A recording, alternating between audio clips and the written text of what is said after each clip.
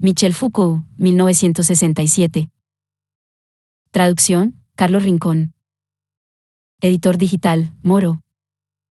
EPUB base R1, 0. Prólogo Foucault, una política de la interpretación. Por Eduardo Gruner. La lectura Foucaultiana de Marx, Nietzsche y Freud empieza, para mí, hace un cuarto de siglo.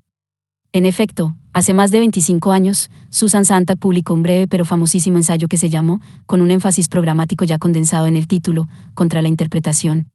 Se trataba de un vigoroso alegato, plenamente imbuido de la combatividad formalista y estructuralista de las vanguardias críticas de la época, que abogaba por la eliminación del concepto de contenido como código segundo, al cual traducir la forma del texto estético, y que proponía por consiguiente liquidar, por reductora e incluso por reaccionaria, toda estrategia interpretativa, en favor de una descripción gozosamente formal y amorosa de la obra, para terminar con la exhortación. Sin duda reminiscente de la tesis 11 sobre Feuerbach, de que si hasta ahora lo que teníamos era una hermenéutica del arte, lo que necesitamos actualmente es un erotismo del arte. Ahora bien, tratándose del erotismo, la propuesta no puede dejar de ser seductora, si bien me parece que la autora tiene un concepto un poco estrecho del erotismo, limitado a una mirada contemplativa sobre la exterioridad. O, como dice ella, sobre la superficie del corpus, o del cuerpo, a disfrutar. Por otra parte, sin embargo, en una época como la nuestra, en la que la disposición polémica parece haberse transformado en un anacronismo arqueológico por el cual hay que estar pidiendo disculpas todo el tiempo, ese espíritu combativo del ensayo no puede menos que ser celebrado. No obstante, releyendo el artículo para inspirarme, con pobres resultados, seguramente, para esta presentación, ya no pude reencontrar en mí mismo el entusiasmo que otrora me llevara a militar fervientemente en las filas del más sectario formalismo antihermenéutico. Digamos, para ser breves, que hoy sigo pensando que Susan Sontag tiene razón, pero por malas razones. Quiero decir, seguramente que tiene razón cuando se fastidia, por ejemplo, ante el hecho de que, como ella misma lo dice, la obra de Kafka ha estado sujeta a un masivo secuestro, por parte, al menos, de 3 ejércitos de intérpretes, quienes la leen como alegoría social, quienes la leen como alegoría psicoanalítica, y quienes la leen como alegoría religiosa. En los 3 casos, o en la muy frecuente combinación de los 3, lo que se enriquece es la interpretación, y lo que se empobrece, o, directamente, se pierde, es el texto y su extraordinaria e inquietante indeterminación. Nada más cierto. Pero aquí hay un problema del cual la autora no parece hacerse cargo, esas interpretaciones existen, y ya no podemos reclamar la inocencia de leer a Kafka como si no existieran, del mismo modo que ya no podemos tener la pretensión ingenua de leer el Edipo Rey de Sófocles o el Hamlet de Shakespeare como si no hubiera existido Freud. Esas interpretaciones, cuando son eficaces, no se han limitado a trasladar a un código inteligible un texto rico en incertidumbres, sino que se han incorporado a la obra, a su contexto de recepción. Y más todavía, se han incorporado a todo el conjunto de representaciones simbólicas o imaginarias que constituyen nuestra cultura, si es que aceptamos, como yo he terminado por aceptar, provisoriamente, que las prácticas sociales están constituidas y condicionadas también por los relatos, grandes o pequeños. No me interesa entrar en esa discusión parasitaria, que una cultura incorpora a los diferentes niveles de su sentido común. De esa manera, los textos artísticos nunca son del todo fenómenos puramente estéticos, o, mejor, su estética es inseparable de su ética y de su política, en el sentido preciso de un etos cultural que se inscribe, conscientemente o no, en la obra, y del cual forman parte las interpretaciones de la obra, y de una politicidad por la cual la interpretación afecta a la concepción de sí misma que tiene una sociedad. Pero entonces, ¿no se ve que la interpretación no es un mero intento de domesticación de los textos, sino toda una estrategia de producción de nuevas simbolicidades, de creación de nuevos imaginarios que construyen sentidos determinados para las prácticas sociales? ¿No se ve que la interpretación es, en este registro, un campo de batalla? La tesis 11 de Marx que Susan Sontag parafrasea en su recomendación de sustituir a la hermenéutica por una erótica dice, si la recuerdo bien, que los filósofos se han limitado a interpretar el mundo, cuando de lo que se trata, además, es de transformarlo. No dice que se debe eliminar la interpretación en favor de una transformación espontaneísta e informe, dice algo mucho más fuerte, dice que la interpretación debe servir como guía para la acción transformadora, y dice al mismo tiempo que la acción transformadora es la condición misma de la interpretación. Toda la riqueza de la noción de praxis está contenida en esta idea de que la interpretación puede ser una herramienta de crítica, de puesta en crisis, de las estructuras materiales y simbólicas de una sociedad, en polémica con otras interpretaciones que buscan consolidarlas en su inercia. Y no se puede escuchar una idea semejante en ciertos psicoanalistas cuando hablan de la interpretación como una intervención, y también, si se me disculpa el mal juego de palabras, una intervención, una versión intercalada, que modifica la relación del sujeto con su propio relato, con su novela familiar. O en el propio Freud, para quien la historia de Edipo no es un mero ejemplo sobre el cual aplicar su teoría, sino, otra vez, un instrumento para intervenir críticamente en la imagen que la cultura occidental tiene de sí misma. O en Foucault, cuando decía que escribir, o sea, interpretar el mundo, era para él, sencillamente, poner en el mundo algo que antes no estaba. Y no se está diciendo todo esto con una claridad inocente cuando se habla del instrumentista musical o del actor de teatro como de un intérprete, para indicar que, cuando es bueno, él hace escuchar el texto musical o dramático como nunca antes lo habíamos escuchado. ¿Qué significa todo esto, sino que la cultura, para bien o para mal, no consiste en otra cosa que en el combate de las interpretaciones? Podemos, por supuesto, huir de ese combate, retiramos en la pura contemplación, no estética sino estetizante. Pero es inútil pretender que con eso adquirimos no sé qué incontaminada dignidad, que es poco más que la ridícula prestancia del avestruz.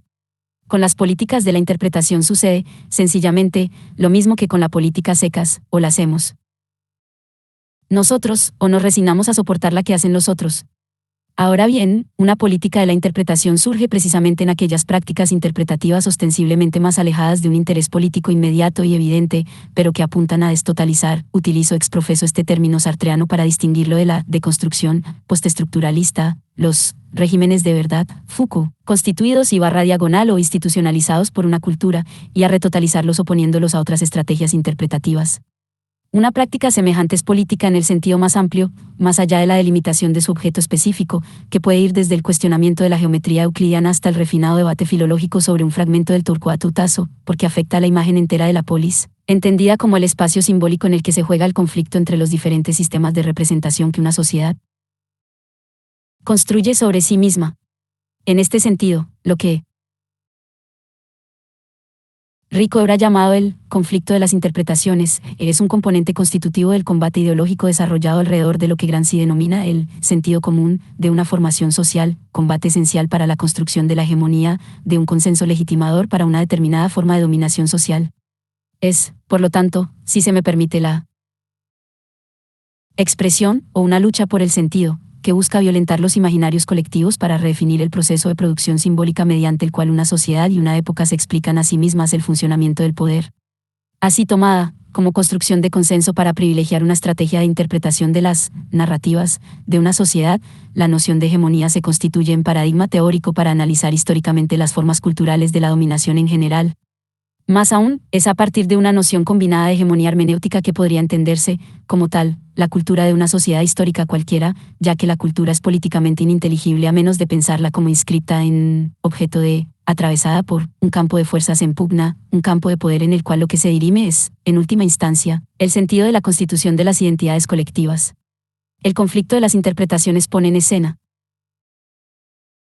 también, entonces, una lógica de la producción de subjetividades que no están ni definidas a priori ni confirmadas a posteriori. Aquellas identidades no son tales, en tanto no existen nunca sujetos sociales plenamente constituidos y completos, sino justamente un proceso de retotalización permanente que se define en los avatares de la lucha por las hegemonías hermenéuticas. Está claro que esas identidades, producidas por el conjunto de representaciones de sí mismos con el que los sujetos interpretan su práctica social, cristalizan, a veces por largos periodos históricos, en lo que suele llamarse imaginarios, o, en términos más políticos, ideologías. Pero, como ocurre en el célebre paradigma lacaniano del estadio del espejo, ese soporte imaginario es una condición sine qua non para la emergencia de lo simbólico, o dicho muy groseramente, de una eficacia operativa de la interpretación productora de sentido. Eficacia, que, como solía decir Marx, debe juzgarse por lo que los sujetos hacen con ella, y no por lo que creen sobre sí mismos. Con las famosas palabras de D.H. Lawrence, hay que creerle siempre a la narración, nunca al narrador. Ninguna estrategia de interpretación, pues, por más inconsciente que sea, puede alegar ingenuidad. Una cosa es reconocer que los efectos de la interpretación son en buena medida incontrolables y otra muy diferente, pretender que una estrategia de interpretación no es responsable de sus efectos. Uno se sentiría tentado de repetir, con Althusser, que puesto que no hay lecturas inocentes, deberíamos empezar por confesar de qué lecturas somos culpables. Hay, por lo tanto, una culpabilidad original de la interpretación, consistente en que ella siempre procura, confesadamente o no, la conservación, la transgresión o el quebrantamiento de una ley establecida. Y la resonancia cristiana que se puede escuchar en esa referencia a una culpa de origen y a su confesión tal vez no sea caprichosa. Después de todo, nuestros métodos hermenéuticos son todos, en alguna proporción, tributarios de la exégesis bíblica, por la cual la imagen del universo se construye soportándose en la obsesiva, casi paranoica, traducción de una palabra fundadora.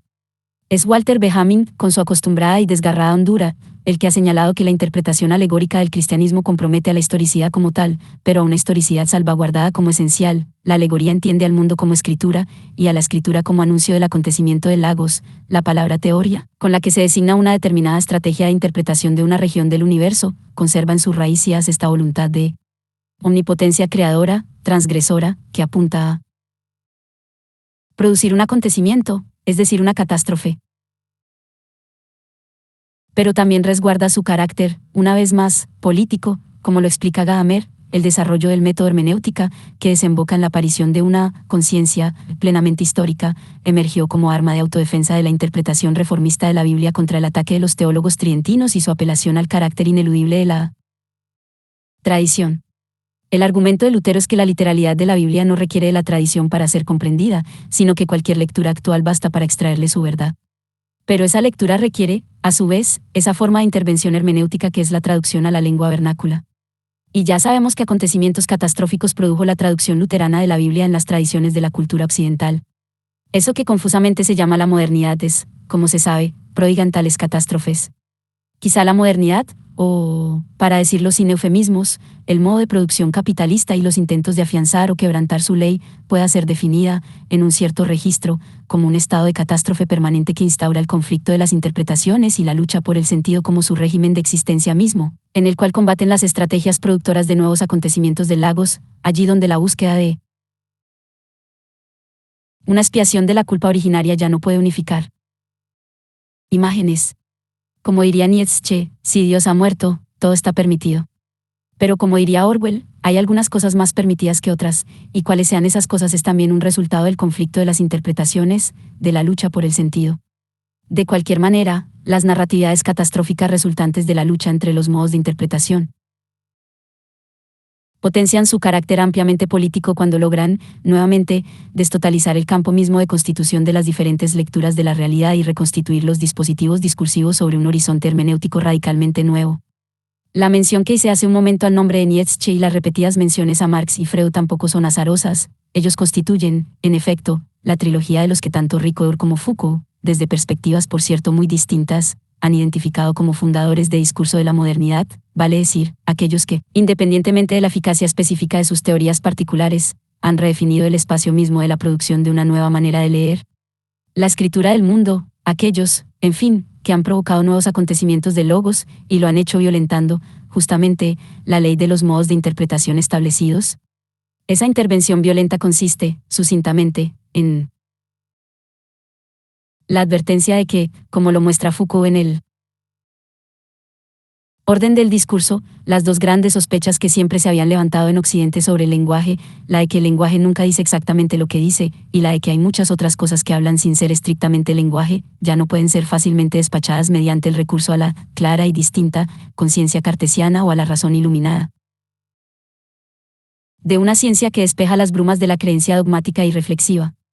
No se trata, en Marx, Nietzsche y Freud, solamente de multiplicar los signos del mundo ensanchando el campo del saber, Foucault, o de otorgarle sentido a fuerzas y objetos que antes no lo tenían, como en la titánica batalla decimonónica de la ciencia contra el mito, que, según han mostrado agudamente los pensadores frankfurtianos, terminó elevando a la propia ciencia al rango de gran mito de la razón instrumental. Se trata, en Marx, Nietzsche y Freud, de una operación mucho más radical, que transforma completamente la naturaleza misma del signo, y por lo tanto la estrategia de su interpretación, y por lo tanto la imagen misma del sujeto de la interpretación. Y se trata por consiguiente de una explicitación del modo de interpretación como política, en el sentido en que la definíamos antes. Efectivamente, este método de interpretación se distingue de otros anteriores porque ya no entiende a la interpretación como mero trabajo de desenmascaramiento, de develación o de desciframiento simbólico que se propone restaurar un sentido oculto, disimulado o perdido. Y no es que los otros métodos fueran solamente eso, sino que ahora, gracias a Marx, Nietzsche y Freud, sabemos que no eran solamente eso. Sabemos, quiero decir, que pensarlos y pensarse, como solamente eso, servía para desplazar su culpabilidad original, es decir, su política, en favor de una supuestamente cristalina reconstrucción de la transparencia primigenia de los símbolos.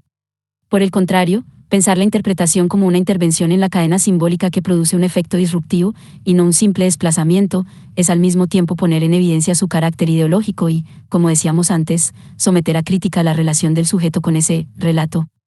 Foucault, siempre hablando de aquellos tres fundadores de discurso, dice que Marx no se limita a interpretar a la sociedad burguesa, sino a la interpretación burguesa de la sociedad. Por eso el Capital no es una economía política, sino una crítica de la economía política, que Freud no interpreta el sueño del paciente, sino el relato que el paciente hace de su sueño, y que ya constituye, desde luego, una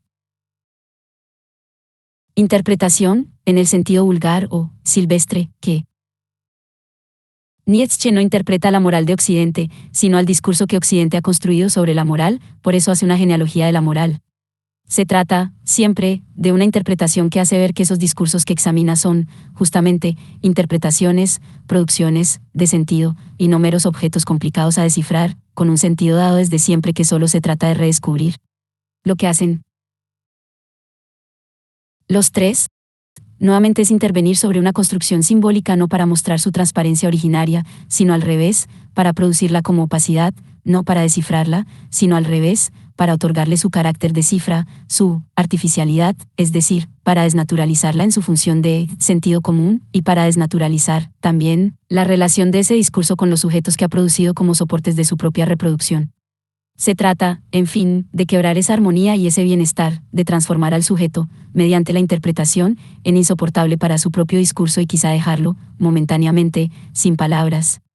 Esa insoportable parquedad del decir, si se me siguen permitiendo los malos chistes, hace que los signos interpretantes escalonen en un espacio más diferenciado, apoyándose en una dimensión que podríamos llamar de profundidad, a condición de no entender por esto, interioridad, vale decir. La idea del símbolo como cáscara que encierra al objeto portador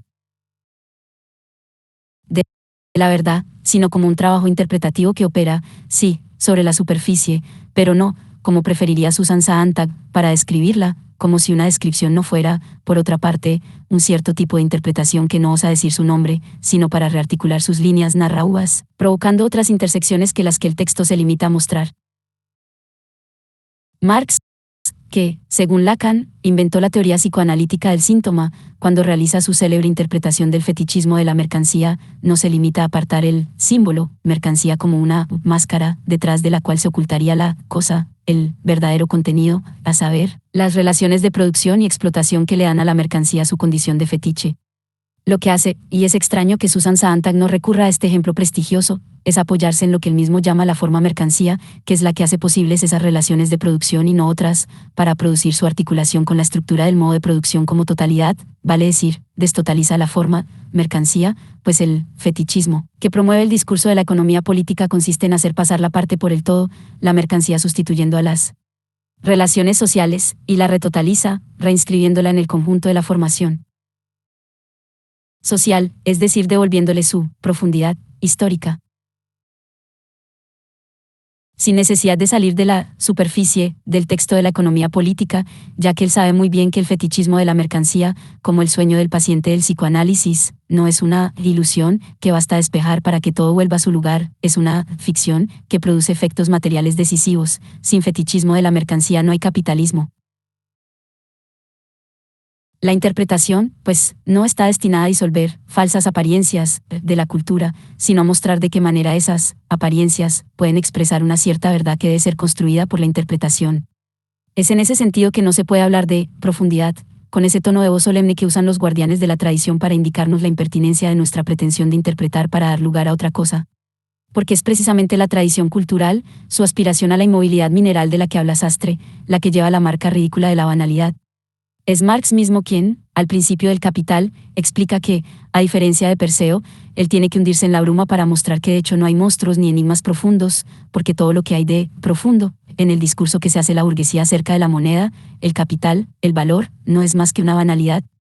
Una banalidad, claro, que desgarra los cuerpos y las almas de sus víctimas, es decir, de aquellos que creen en su profundidad, pero que no por eso deja de ser banal, horriblemente banal, como la banalidad del mal, que espantaba a Hannah Arendt cuando se refería al nazismo. Es solo una política de la interpretación que no se deje subyugar por la profundidad así entendida, la que puede recomponer la agitación de la superficie y crear una verdadera tormenta. La interpretación es, allí, ese acontecimiento que funda un nuevo logos, un nuevo espacio de inteligibilidad desde el cual todo el mapa de la cultura se recompone.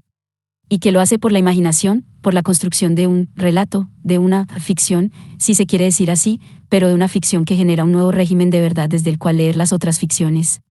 Insistamos, esta es una política de la interpretación que, aunque apele a la más radical negatividad, en el sentido de la crítica de todo lo existente, que desvelaba Marx, es una estrategia decididamente construccionista. ¿Y el psicoanálisis? Como se sabe, las relaciones del psicoanálisis con la interpretación del arte, por ejemplo, han sido siempre muy conflictivas, y todos hemos tenido que soportar estoicamente esos tediosos trabajos de psicoanálisis aplicado a textos estéticos que, en esto hay que darle la razón a Susan Sontag, hacían del pobre Kafka un mero caso de temor al padre, angustia, de castración, sentimientos de impotencia y otras trivialidades por el estilo por las que todos hemos pasado sin por ello haber escrito El Castillo. Un procedimiento que contrasta, por cierto, con el respeto casi reverencial que Freud tenía por lo que él llamaba el misterio de la creación estética, frente a lo cual el psicoanálisis como tal, afirmaba, tiene muy poco que decir. Hay, sin embargo, dos frases que siempre me han impresionado como posibles puntos de partida para pensar desde otro lugar la interpretación psicoanalítica del arte.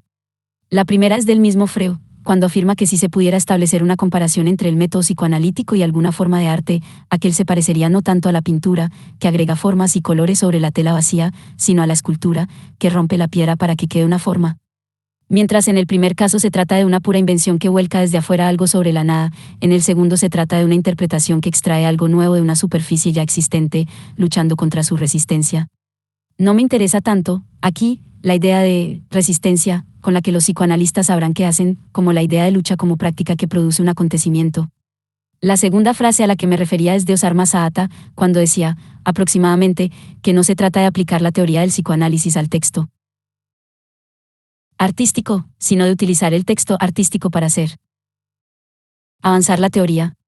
Pero si es así, la formulación puede darse vuelta para decir que no se trata de que un crítico, un intérprete, aplique al psicoanálisis su teoría hermenéutica, como parece hacerla Ricoeur, según vimos, sino de que utilice al psicoanálisis para hacer avanzar su teoría, para darse una política de interpretación de la cultura que no necesariamente es la teoría psicoanalítica, pero que aprende de ella, o de Marx, o de Nietzsche, una lógica de la interpretación como intervención productora del acontecimiento.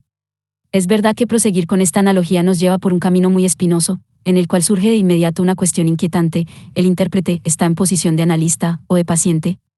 Quiero decir, no es la presencia del texto la que hace hablar al crítico por vía de su relación que me permito llamar transferencial con la obra de cultura. Sea como sea, se ve de inmediato que la intervención hermenéutica compromete radicalmente al propio lugar del sujeto de la interpretación, y no solo a las identidades colectivas, que ven conmovida su relación institucional con el espacio simbólico de su cultura, hasta el punto que podría decirse que también la interpretación produce su propio silleta, y más aún, que la interpretación es el sujeto, en la medida en que todo sujeto está constituido imaginariamente por las interpretaciones que ensaya sobre su propia relación simbólica con el mundo. ¿Pero sujeto de qué discurso? Respondamos rápidamente, del discurso permanente del malentendido. Es por eso, quizá, que Foucault recuerda que tanto en Freud como en Nietzsche y Marx, se perfila esta experiencia, tan importante para la hermenéutica moderna, de que cuanto más se avanza en la interpretación, tanto más hay un acercamiento a una región absolutamente peligrosa, donde no solo la interpretación puede encontrar su límite y su vuelta hacia atrás, sino que además puede desaparecer como interpretación y puede llegar a significar incluso la desaparición del mismo intérprete, la narrativa catastrófica de la interpretación, pues, es posible que implique también la catástrofe del sujeto. No sé si se ha insistido lo suficiente, a este respecto, en una sintomática coincidencia referencial en las políticas hermenéuticas de los tres fundadores de discurso, Foucaultianos. Ya aludimos al uso que hace Freud de la figura trágica de Edipo como instrumento de interpretación. La genealogía de la moral nietzscheana, por su parte, y en general todo el espíritu de su interpretación de la cultura occidental, está conectada con la oposición entre lo dionisíaco y lo apolíneo, que Nietzsche identifica con el origen de la tragedia. Finalmente, en el 18º Brumarlo de Luis Bonaparte de manera explícita. pero en otros textos de manera alusiva. Marx recomienda interpretar la historia teniendo en cuenta siempre que ella se produce a veces como tragedia y a veces como parodia.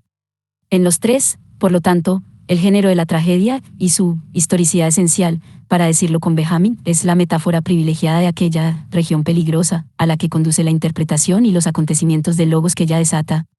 ¿Acaso Edipo no es ese sujeto que, interpretando a la tradición de Tebas, a la Esfinge, desencadena los acontecimientos catastróficos que amenazan destruirlo tanto a él como sujeto como a la polis, a la cultura de la que su interpretación le da el poder?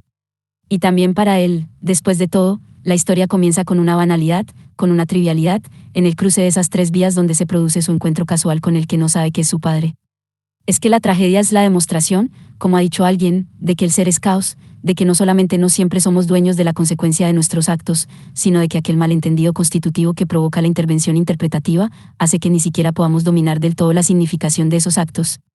Y es por esa falta, también se puede decir, por esa culpa, original en nuestro ser de sujetos, que solo nos queda, como si fuera poco, la narrativa catastrófica que nos permite hacernos sujetos de nuestra propia falta, hacernos sujetos críticos de nuestra propia cultura y de nuestra propia subjetividad, de una cultura y una subjetividad paródicas y desdramatizadas, donde pareciera que la única tragedia posible, a la manera de las obras de Beckett o de los films de Buster Keaton, es la de instalamos, sin poder realmente interpretarlo, en nuestro papel de sujetos cómicos. Ignoro si será posible recuperar ese impulso de los grandes relatos, que lleve nuestra política de la interpretación hasta el borde mismo de las regiones peligrosas de la cultura. Y tal vez tenga razón Hancaat cuando insinúa que no es Edipo, el que ha matado a su padre y se ha acostado con su madre, el que es trágico, sino que es el mundo cuyos dioses han ordenado que los hijos maten a sus padres y se acuesten con sus madres el que es trágico. Pero, ¿cómo podría eximirnos, esa ignorancia, de interpretar el mundo, de correr el peligro? Eduardo Brunner. Nota del editor. Michel Foucault presentó la ponencia Nietzsche, Freud, Marx, en el marco del 7º Coloquio Filosófico Internacional de Royaurnon dedicado a Nietzsche. El mismo tuvo lugar en París en julio de 1964. El debate, que se transcribe a continuación de la ponencia, fue presidido por Gerould, y participaron en él figuras como Franco Isgual y Gianni Battimo.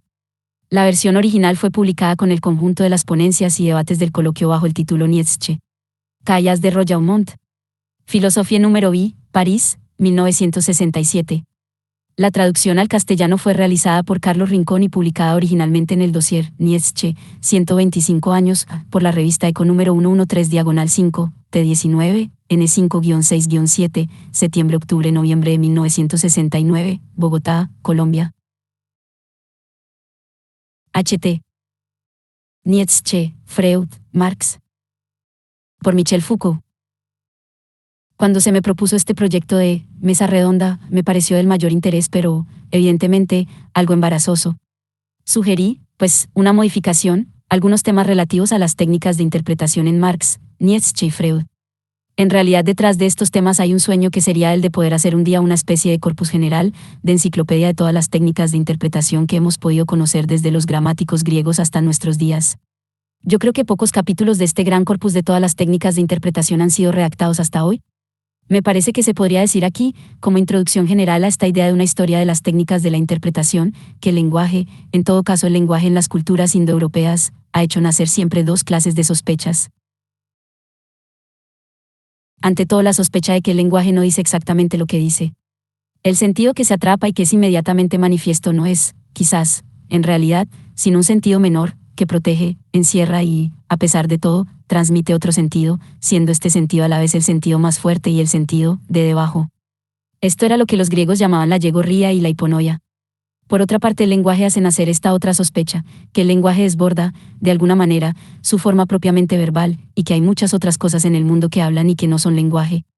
Ante todo, se podría decir que la naturaleza, el mar, el murmullo de los árboles, los animales, los rostros, las máscaras, los cuchillos en cruz, hablan, probablemente hay lenguajes que se articulan de una manera no verbal. Esta sería, si queréis, y en forma muy burda, la semainon de los griegos. Estas dos sospechas que se ve aparecer ya entre los griegos no han desaparecido y no son aún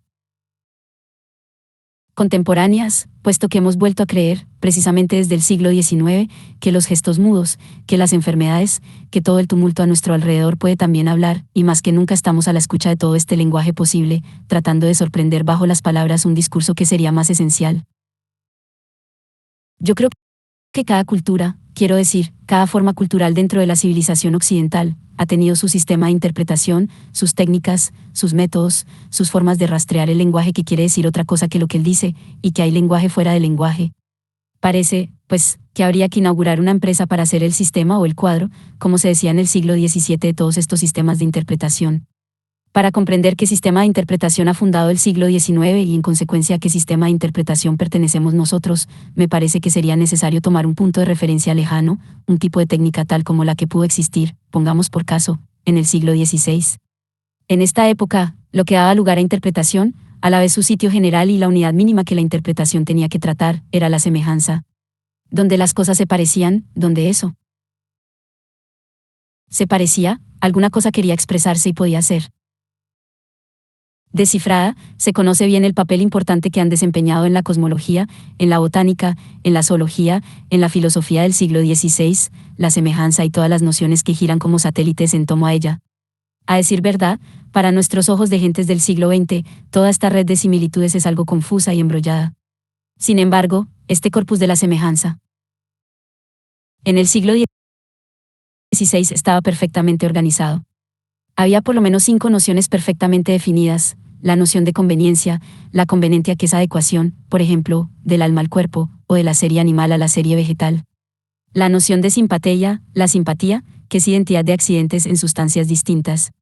La noción de emulatio, que es el muy curioso paralelismo de atributos en sustancias o en seres distintos, de tal forma que los atributos son como el reflejo los unos de los otros, en una sustancia y en la otra. Así, Porta explica que el rostro humano es, con las 7 partes que distinguen él, la emulación del cielo con sus 7 planetas. La noción de signatura, la firma, que es, entre las propiedades visibles de un individuo, la imagen de una propiedad invisible y oculta. Y luego, indudablemente, la noción de analogía, que es identidad de relaciones entre dos o varias sustancias distintas. La teoría del signo y las técnicas de interpretación, en aquella época, reposaban, pues, sobre una definición perfectamente clara de todos los tipos posibles de semejanza y fundamentaban 2 tipos de conocimiento perfectamente distintos: la cognitio, que era el paso, en cierta forma lateral, de una semejanza a otra, y la divinatio, que era el conocimiento en profundidad, yendo de una semejanza superficial a una semejanza más profunda. Todas estas semejanzas manifiestan el consensus del mundo que las fundamenta, se oponen al simulacrum, la mala semejanza, que reposa sobre la disensión entre Dios y el diablo. Si las técnicas de interpretación del siglo XVI han sido dejadas en suspenso por la evolución del pensamiento occidental durante los siglos XVII y XVIII, si la crítica baconiana, la crítica cartesiana de la semejanza han jugado indudablemente un gran papel para ponerlas en entredicho, el siglo XIX y muy singularmente Marx, Nietzsche y Freud nos han vuelto a poner en presencia de una nueva posibilidad de interpretación, han fundamentado de nuevo la posibilidad de una hermenéutica. El primer libro del Capital, textos como El nacimiento de la tragedia y la genealogía de la moral, la Traumdeutung, nos ponen en presencia de técnicas interpretativas. El efecto de choque, la especie de herida provocada en el pensamiento occidental por estas obras, viene de que ellas han reconstituido ante nuestros ojos algo que Marx llamaba hieroglifos. Esto nos ha puesto en una situación incómoda, puesto que estas técnicas de interpretación nos conciernen a nosotros mismos, puesto que nosotros, intérpretes, nos hemos puesto a interpretamos mediante estas técnicas. Y es con estas técnicas de interpretación, a su vez, que debemos interrogar a esos intérpretes que fueron Freud, Nietzsche y Marx, en forma tal que somos perpetuamente reenviados en un perpetuo juego de espejos. Freud dice en alguna parte que hay 3 grandes heridas narcisistas en la cultura occidental: la herida causada por Copérnico, la que provocó Darwin cuando descubrió que el hombre descendía del mono, y la herida hecha por Freud cuando él mismo, a su vez, descubrió que la conciencia reposaba sobre la inconsciencia.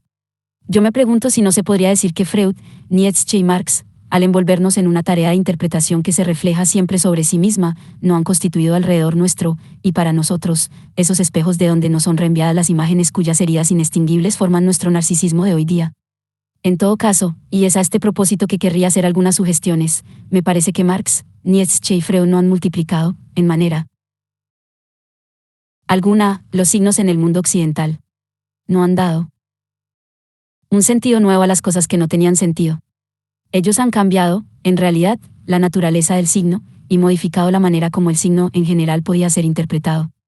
La primera pregunta que querría formular es esta: Marx, Freud y Nietzsche no han modificado profundamente el espacio de repartición en el cual los signos pueden ser signos.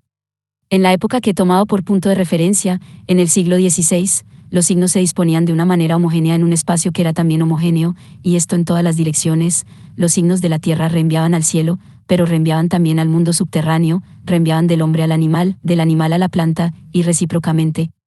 A partir del siglo XIX, Freud, Marx y Nietzsche, los signos se han sobrepuesto en un espacio mucho más diferenciado, según una dimensión que se podría llamar de profundidad, pero a condición de no entender por ella la interioridad, sino, al contrario, la exterioridad. Yo pienso, en particular, en ese largo debate que Nietzsche no ha dejado de sostener con la profundidad. Hay en Nietzsche una crítica de la profundidad ideal, de la profundidad de conciencia, que él denuncia como invención de los filósofos. Esta profundidad sería búsqueda pura interior de la verdad. Nietzsche muestra cómo ella implica la resignación, la hipocresía, la máscara. Tanto es así que el intérprete debe, cuando recorre los signos para denunciarlos, descender a lo largo de la línea vertical y mostrar que esta profundidad de la interioridad es realmente cosa distinta de lo que ella manifiesta. Es necesario, en consecuencia, que el intérprete descienda, que sea, como él dice, un buen escudriñador de los bajos fondos. Punto 1, pero no se puede, en realidad, recorrer esta línea descendente, cuando se interpreta, sino para restituir la exterioridad centelleante que ha sido recubierta y enterrada. Y es que si el intérprete debe ir hasta el fondo como un escudriñador, el movimiento de la interpretación es, por el contrario, el de un Oteo siempre más elevado que deja ostentar sobre él, de una manera cada vez más visible, la profundidad, y la profundidad es restituida ahora como secreto absolutamente superficial, de tal manera que el vuelo del águila, el ascenso de la montaña, toda esta verticalidad tan importante en Zaratustra, es, en sentido estricto, la inversión de la profundidad, el descubrimiento de que la profundidad no era sino un ademán y un pliegue de la superficie. A medida que el mundo llega a ser más profundo bajo la mirada, se advierte que todo lo que ha ejercitado la profundidad del hombre no era sino un juego de niños. Yo me pregunto si esta espacialidad, este juego de Nietzsche con la profundidad, no pueden compararse al tratamiento, aparentemente diferente, que Marx ha llevado con la superficialidad. El concepto de superficialidad en Marx es muy importante. En el comienzo del Capital él explica cómo, a diferencia de Perseo, debe sumergirse en la bruma para mostrar con hechos que no hay monstruos ni estigmas profundos. Porque todo lo que hay de profundidad en la concepción que la burguesía tiene de la moneda, del capital, del valor, etc., no es en realidad sino superficialidad. Indudablemente, sería necesario recordar el espacio de interpretación que Freud ha constituido, no solamente en la famosa topología de la conciencia y del inconsciente, sino igualmente en las reglas que ha formulado para la atención psicoanalítica y el desciframiento por el analista de lo que se dice durante el curso de la cadena hablada.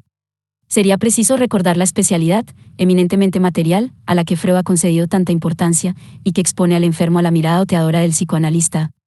El segundo tema que quisiera proponeros, y que por otra parte está un poco ligado al primero, sería indicar, a partir de los tres hombres de los que estamos hablando, que la interpretación ha llegado a ser al fin una tarea infinita.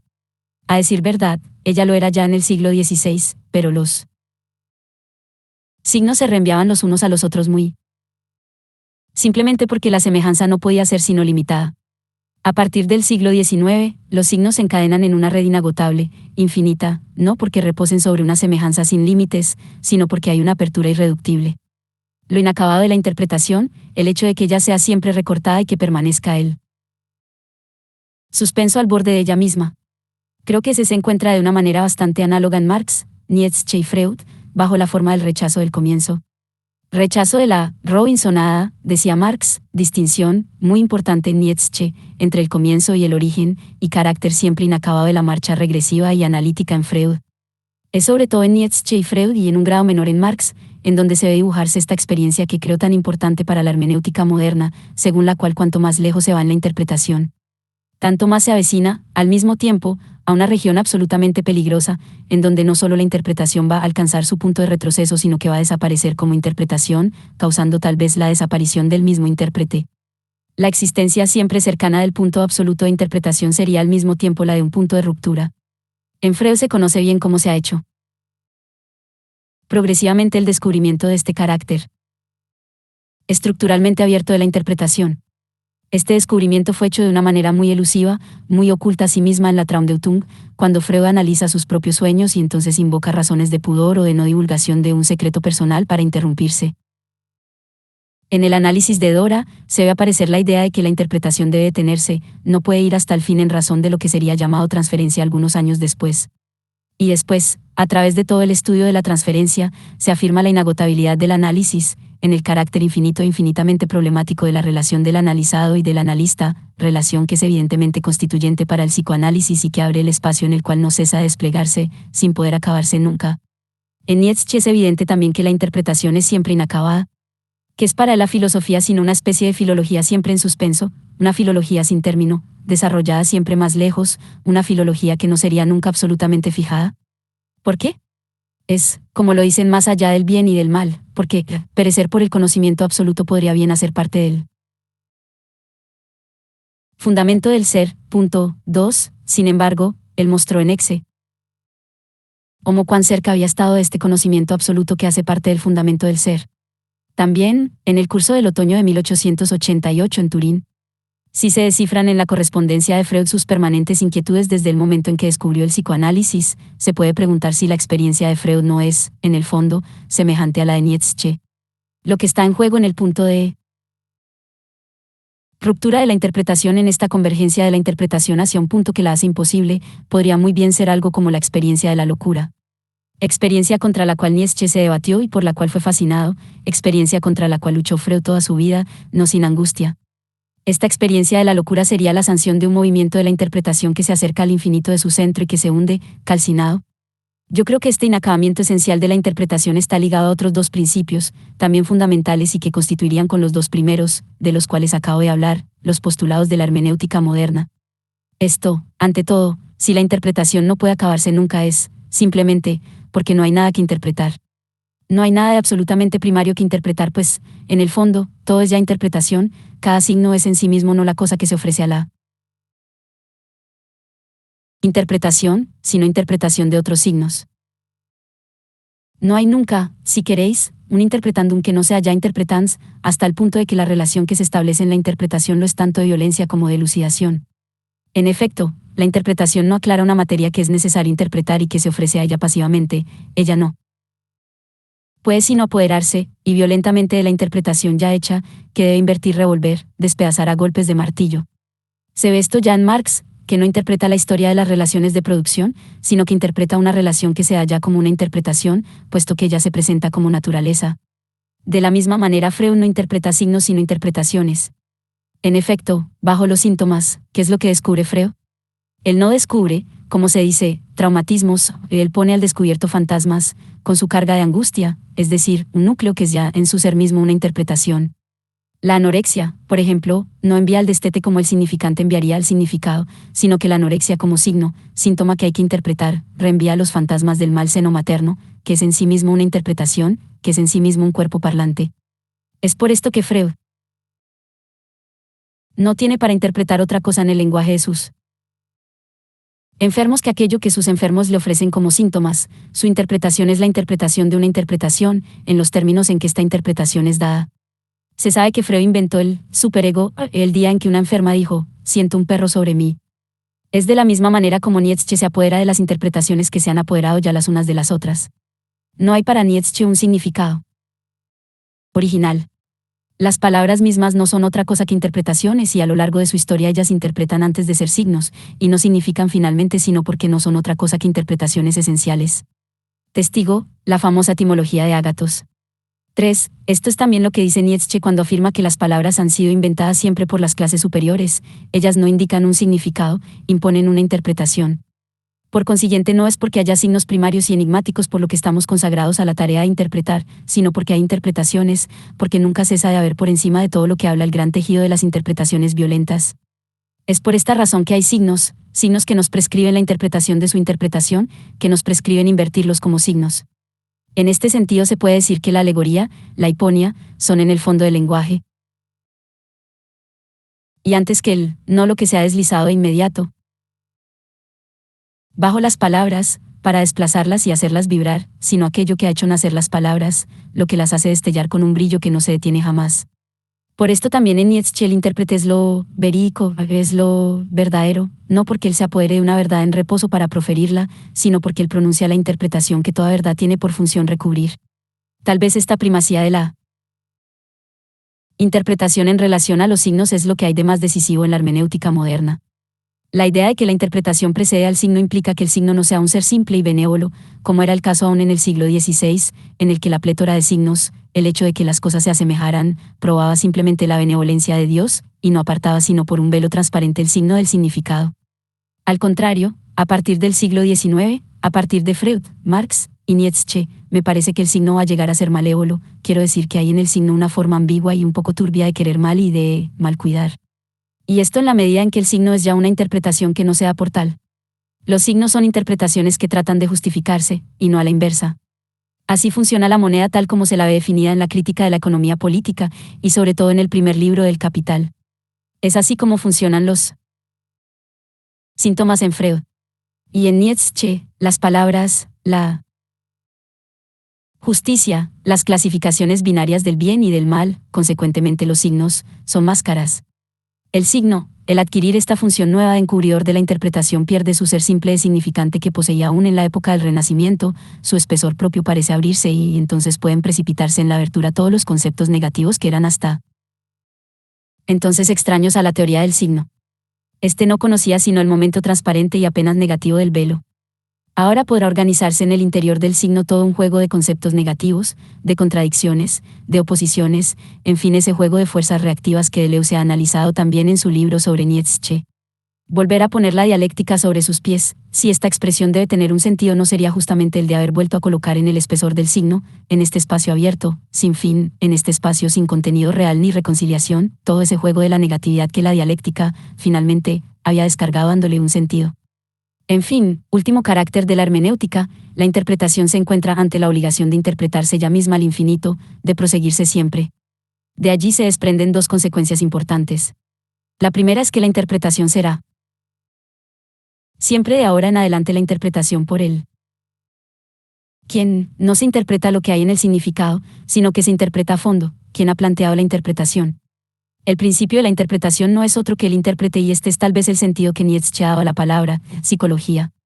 La segunda consecuencia es la de que la interpretación debe interpretarse siempre ella misma y no puede dejar de volver sobre ella misma.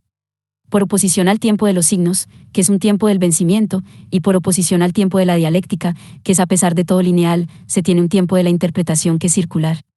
Este tiempo está obligado a pasar por donde ya ha pasado, lo que hace que, en suma, el único peligro que corre realmente la interpretación, pero peligro supremo, son paradójicamente los signos los que se lo hacen correr. La muerte de la interpretación consiste en creer que hay signos, signos que existen originariamente, primariamente, realmente, como señales coherentes, pertinentes y sistemáticas. La vida de la interpretación, al contrario, es creer que no haya sino interpretaciones. Me parece que es preciso comprender muy bien esta cosa que muchos de nuestros contemporáneos olvidan, que la hermenéutica y la semiología son dos enemigos bravíos. Una hermenéutica que se repliega sobre una semiología cree en la existencia absoluta de los signos, abandona la violencia, lo inacabado, lo infinito de las interpretaciones, para hacer reinar el terror del indicio y recelar el lenguaje. Reconocemos aquí el marxismo después de Marx. Por el contrario, una hermenéutica que se envuelve en ella misma, entra en el dominio de los lenguajes que no cesan de implicarse a sí mismos, esta región medianera de la locura y del puro lenguaje.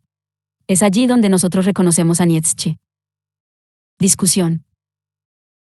Boehm, usted ha señalado bien que para Nietzsche la interpretación era inacabable y que constituía el entramado mismo de la realidad. Incluso, interpretar el mundo y cambiarlo no son para Nietzsche dos cosas diferentes. Pero, es así también para Marx. En un texto famoso, él opone cambio del mundo a interpretación del mundo. Foucault ya esperaba que se me pusiera esta frase de Mane, pero de todos modos, si usted se remite a la economía política notará que Marx la utiliza siempre como una manera de interpretar. El texto sobre la interpretación concierne a la filosofía y al fin de la filosofía. Pero la economía política, tal como la entiende Marx, no podría constituir una interpretación. Que no sería condenable, porque podría tener en cuenta el cambio del mundo y lo interiorizaría en un cierto sentido. Boehm, otra pregunta, lo esencial para Marx, Nietzsche y Freud, no se centra en la idea de una automistificación de la conciencia. ¿No será esta la nueva idea que no apareció antes del siglo XIX y que tuvo su origen en Hegel? Foucault, no es amable por mi parte decirle que precisamente no es esta la cuestión que yo he querido plantear. He querido abordar la interpretación como tal. ¿Por qué se interpreta? Quizás es debido a la influencia de Hegel. Hay una cosa cierta, y es que la importancia del signo, un cierto cambio en la importancia y en el crédito que se le asignaba al signo, se produjo a finales del siglo XVIII o a comienzos del XIX, por razones muy diversas. Por ejemplo, el descubrimiento de la filología en el sentido clásico de la palabra, la organización del conjunto de las lenguas indoeuropeas, el hecho de que los métodos de clasificación perdieran su utilidad, todo esto probablemente reorganizó nuestro mundo cultural de los signos. Disciplinas como la filosofía de la naturaleza, entendida en su sentido más amplio, no solamente en Hegel, sino en todos los alemanes contemporáneos de Hegel, son sin duda alguna la prueba de esta alteración en el régimen de los signos que se produjo en la cultura de aquellos momentos. Tengo la impresión de que sería, digamos, más fecundo actualmente, para el tipo de problemas que se nos plantean, ver en la idea de la mistificación de la conciencia un tema nacido de la modificación del régimen fundamental de los signos, mejor que encontrar allí, a la inversa, el origen de la preocupación de interpretar. Tal vez el análisis de Foucault no resulta incompleto. No ha tenido en cuenta las técnicas de exégesis religiosa, que jugaron un papel decisivo. Y no ha seguido la articulación histórica verdadera. A pesar de lo que acaba de decir Foucault, me parece que la interpretación en el siglo XIX comienza con Hegel. Foucault no he hablado de la interpretación religiosa, que en efecto, tuvo una importancia extrema, porque en la brevísima historia que he trazado me he situado en la perspectiva de los signos y no del sentido. En cuanto a la ruptura que representa el siglo XIX, se le puede muy bien atribuir a Hegel. Pero, en la historia de los signos, tomada en su más amplia extensión, el descubrimiento de las lenguas indoeuropeas, la desaparición de la gramática general, la sustitución del concepto de organismo por el de carácter, no son menos importantes que la filosofía hegeliana. No hay que confundir historia de la filosofía y arqueología del pensamiento. Batimos si he comprendido bien, Marx debería ser clasificado entre los pensadores que, como Nietzsche, descubren la infinitud de la interpretación. Estoy perfectamente de acuerdo con usted en cuanto a Nietzsche. Pero, ¿en Marx no hay necesariamente una meta final? ¿Qué quiere decir infraestructura sino algo que debe considerarse como base? Foucault, en cuanto a Marx, yo no he desarrollado apenas mi idea acerca de él. Incluso tengo miedo de no poderla desarrollar todavía. Pero piense en el 18º Brumarlo, por ejemplo, Marx no presenta jamás su interpretación como la interpretación final. Sabe bien, y lo dice, que se podría interpretar a un nivel más profundo, o a un nivel más general, y que no hay explicación que se sitúe a ras del suelo. Igual, en mi opinión, hay un enfrentamiento entre Nietzsche y Marx, y entre Nietzsche y Freud, aunque entre ellos existan analogías. Si Marx tiene razón, Nietzsche ha de ser interpretado como fenómeno de la burguesía de la época. Si Freud tiene razón, sería necesario conocer el inconsciente de Nietzsche. Y es por esto que yo veo una cierta oposición entre Nietzsche y los otros dos. No es cierto que tenemos ya demasiadas interpretaciones. Estamos enfermos de interpretación. Sin duda, siempre es necesario interpretar. Pero ¿no hay también algo que interpretar? Y aún me pregunto, ¿quién interpreta? Y, finalmente, estamos mistificados, pero, ¿por quién? Hay un ser engañoso, pero ¿quién es este ser engañoso? Hay siempre una pluralidad de interpretaciones, Marx, Freud, Nietzsche, y también Gobineau. Existe el marxismo, el psicoanálisis, y, digamos, también, interpretaciones racistas. Foucault, el problema de la pluralidad de las interpretaciones, del enfrentamiento de las interpretaciones, se ha hecho, a mi juicio, estructuralmente posible por la misma definición de la interpretación que se prolonga hasta el infinito sin que haya un punto absoluto a partir del cual se juzgue y se decida. De tal forma que esto, el hecho de que nosotros estemos condenados a ser intérpretes en el mismo momento en que interpretamos, es algo que todo intérprete debe saber. Esta plétora de interpretaciones es ciertamente un rasgo que caracteriza profundamente a la cultura occidental de estos momentos. Hay, sin embargo, personas que no son intérpretes.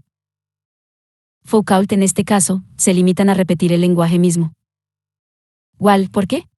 ¿Por qué decir esto? A Claudel, naturalmente, se le puede interpretar de múltiples formas, desde un punto de vista marxista, desde una perspectiva freudiana, pero, a pesar de todo, lo importante es que, en cualquier caso, se trata de la obra de Claudel. Sobre la obra de Nietzsche es más difícil opinar. En relación con las interpretaciones marxistas y freudianas, corre el riesgo de sucumbir. Foucault, yo no diría que haya de sucumbir. Desde luego es cierto que en las técnicas de interpretación de Nietzsche hay algo radicalmente distinto, y que impide, si así usted lo quiere, inscribirlo en los cuerpos constituidos que representan actualmente los comunistas por un lado y los psicoanalistas, por otro. Los nietzscheanos no están a la altura de lo que interpretan. Igual, pero, ¿hay nietzscheanos? Sí se ponía en duda su existencia esta mañana. Varón, y me gustaría preguntarle, si no piensa usted que entre Nietzsche, Freud y Marx se podría establecer el siguiente paralelo. Nietzsche, en su interpretación, trata de analizar los buenos sentimientos y poner de manifiesto lo que en realidad esconden, así en la genealogía de la moral. Freud, con el psicoanálisis va a develar lo que es el contenido latente, y en este caso también la interpretación tendrá consecuencias bastante catastróficas para los buenos sentimientos. Finalmente, Marx atacará la buena conciencia de la burguesía para mostrar lo que hay en el fondo de ella. Aunque las tres interpretaciones aparecen como dominadas por la idea de que hay signos que traducir, de los que es necesario descubrir la significación, incluso si esta traducción no es simple, y debe hacerse por etapas, quizás hasta el infinito. Pero, me parece, hay otra clase de interpretación en psicología, que es completamente opuesta y que nos remite al siglo XVI del que usted ha hablado. Me refiero a la de Jung, que denunciaba en la forma de interpretación freudiana el veneno despreciativo. Jung opone el símbolo al signo, siendo el signo lo que debe ser traducido en su contenido latente, mientras que el símbolo habla por sí mismo. Aunque yo haya podido decir hace un momento que me parecía que a Nietzsche se le podía colocar al lado de Freud y de Marx, de hecho, yo creo que a Nietzsche también se le puede situar al lado de Jung. Para Nietzsche como para Jung, hay una oposición entre el muy y el soy, entre la pequeña y la gran razón. Nietzsche es un intérprete extremadamente agudo, incluso cruel, pero hay en él una cierta forma de ponerse en contacto con la gran razón que lo acerca a Jung. Foucault, sin duda, usted tiene razón. Ramnox quisiera insistir en un punto, porque no ha hablado usted de la exégesis religiosa. Me parece que no se la puede dejar de lado, incluso, en lo que se refiere a la historia de las traducciones, porque, en el fondo, todo traductor de la Biblia se dice a sí mismo que dice el sentido de Dios, y que, en consecuencia, debe poner allí una conciencia infinita. Finalmente, las traducciones evolucionan a través del tiempo y algo se revela a través de esta evolución de las traducciones. Es una cuestión muy complicada. También, antes de oírle, reflexionaba sobre las relaciones posibles entre Nietzsche y Freud. Si usted consulta el índice de las obras completas de Freud, y además, el libro de Jones, encontraría, finalmente, poco material. Pero, de repente, me digo a mí misma, ¿por qué Freud guardó silencio con respecto a Nietzsche? Ahora bien, hay dos puntos a tener en cuenta. El primero es que a partir de 1908, me parece, los alumnos de Freud, es decir, Rank y Adler, tomaron como tema de uno de sus pequeños congresos las semejanzas o analogías entre las tesis de Nietzsche, en particular, las de la genealogía de la moral y las tesis de Freud. Freud les dejó hacer, guardando una extrema reserva al respecto, y me parece que lo que dijo en aquel momento fue, poco más o menos, que Nietzsche aporta demasiadas ideas a la vez. El otro punto, es que a partir de 1910, Freud entró en relaciones con Luz Salomé, sin duda hizo un ensayo o un análisis didáctico de Luz Salomé. Por lo tanto, debió existir, a través de Luz Salomé, una especie de relación médica entre Freud y Nietzsche. Pero Freud no podía hablar de ello. Lo único que hay de cierto, es que todo lo que Luz Salomé publicó después, en el fondo, forma parte de su análisis interminable. Habría que entenderlo en esta perspectiva. A continuación, encontramos el libro de Freud, Moisés y el monoteísmo, en donde hay una especie de diálogo entre Freud y el Nietzsche de la genealogía de la moral.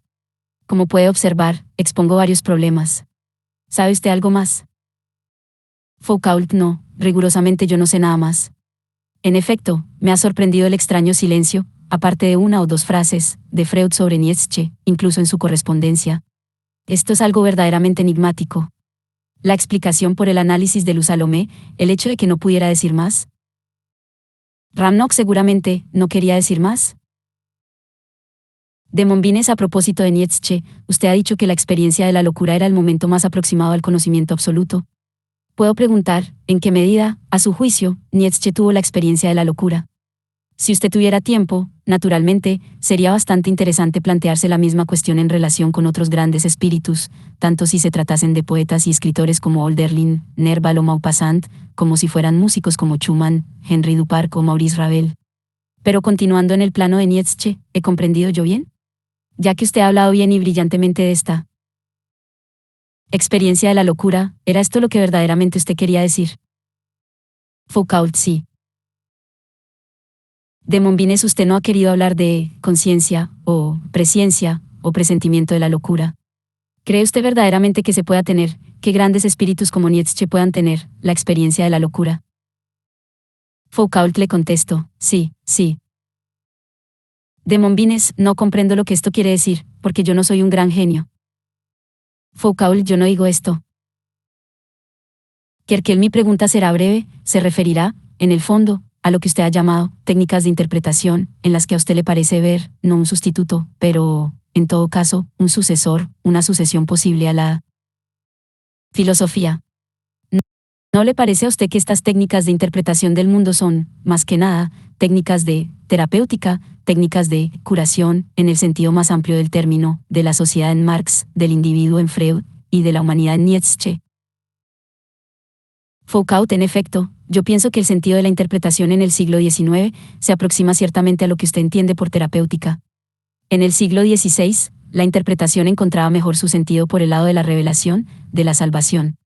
Le citaré, simplemente, una frase de un historiador que se llamaba García: en nuestros días, dice en 1860, la salud ha reemplazado a la salvación. Michel Foucault. Nacido como Paul Michel Foucault. Poitiers, 15 de octubre de 1926, París, 25 de junio de 1984, fue un historiador de las ideas, teórico social y filósofo francés. Fue profesor en varias universidades francesas y estadounidenses y catedrático de historia de los sistemas de pensamiento en el Collège de France, 1970-1984, en reemplazo de la cátedra de Historia del Pensamiento Filosófico, que ocupó hasta su muerte Jean Hyppolite. El 12 de abril de 1970, la Asamblea General de Profesores del Collège de France eligió a Michel Foucault, que por entonces tenía 43 años, como titular de la nueva cátedra. Su trabajo ha influido en importantes personalidades de las ciencias sociales y las humanidades. Foucault es conocido principalmente por sus estudios críticos de las instituciones sociales, en especial la psiquiatría, la medicina, las ciencias humanas, el sistema de prisiones, así como por su trabajo sobre la historia de la sexualidad humana. Su trabajo sobre el poder y las relaciones entre poder, conocimiento y discurso ha sido ampliamente debatido. En los años 1960, Foucault estuvo asociado al estructuralismo, un movimiento del que se distanció más adelante, después de que, en algunas de sus primeras obras, coqueteara con el lenguaje estructuralista. Foucault también rechazó las etiquetas de postestructuralista y postmoderno, que le eran aplicadas habitualmente, prefiriendo clasificar su propio pensamiento como una crítica histórica de la modernidad con raíces en Kant. Más, precisamente, denominó su proyecto teórico como una ontología crítica de la actualidad, siguiendo la impronta kantiana, en el texto, que es la Ilustración. Fue influenciado profundamente por la filosofía alemana, especialmente por Nietzsche. Su genealogía del conocimiento es una alusión directa a la genealogía de la moral de Nietzsche. En una de sus últimas entrevistas declaró definitivamente: soy un nietzscheano. También por Martin Heidegger. De él dirá, en una entrevista de junio de 1984, Heidegger ha sido mi filósofo esencial. En 2007 Foucault fue considerado por el The Times Education Guide como el autor más citado del mundo en el ámbito de humanidades en dicho año. Notas. 1. CF, Aurora, 446. Menor que. 2. CF. Más allá del bien y del mal, 39. Menor que. 3. CF, Genealogía de la Moral, 1.4 y 5. Menor que. Table of Contents. Nietzsche, Freud, Marx. Prólogo. Foucault, una política de la interpretación. Nota del editor. Nietzsche, Freud, Marx. Discusión. Autor. Notas.